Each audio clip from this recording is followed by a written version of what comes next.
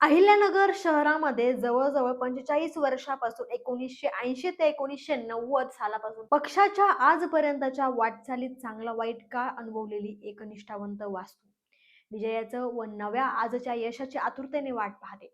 जनसंघाच्या कारकिर्दीपासून या वास्तूमध्ये सर्व महत्वाचे निर्णय घेतले जात होते. भाजपचं जुनं कार्यालय अहिल्यानगर शहरात पक्षाच्या जडणघडणीत या वास्तूने सर्व अनुभव पाहिले. आज पक्षाला अहिल्यानगर शहरात अभूतपूर्व यश मिळाल्यानंतर या वास्तूत आनंदोत्सव साजरा होईल अशी नगरकरांना अपेक्षा असताना पक्षाच्या नवनिर्वाचित नगरसेवकांना मात्र पक्षाच्या वास्तूच्या नतमस्तक होण्यापेक्षा अहिल्यानगरतील नव्या वास्तूचे आशीर्वाद घेण्यात धन्यता मानली. या आशीर्वादाची देखील अहिल्यानगर शहरात चांगली चर्चा पाहायला मिळाली.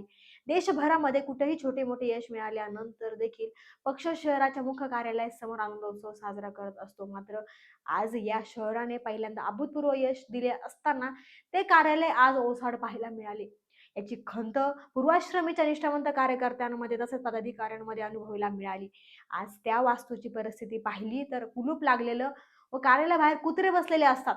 लोकसभेला सुजय विखेंवर विश्वास टाकून उमेदवारी दिली. नंतर पक्ष आदेश मानून याच पूर्वाश्रमीच्या आजी माजी पदाधिकाऱ्यांनी जीवाचे रान करून लोकसभेला मोठा विजय मिळवला. त्यावेळी या वास्तूत आनंदोत्सव साजरा करण्यात आला होता. या विजयाचा आनंदोत्सव साजरा करताना भाजप कार्यालयाचा विसर पदाधिकाऱ्यांना पडलाय का नव्या फळीला विसर पडलाय असा सवाल माजी पदाधिकाऱ्यांनी उपस्थित केला आहे.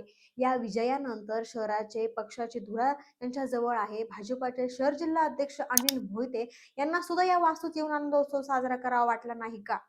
अनिल मोहिते शहर अध्यक्ष झाल्यानंतर त्यांनी किती बैठका या वास्तूत घेतल्या मोठा प्रश्न उपस्थित होतोय. आणि सुजय विखे खासदार असताना तर जाऊ द्या हो, पराभवानंतर सुद्धा इथे आले नाही.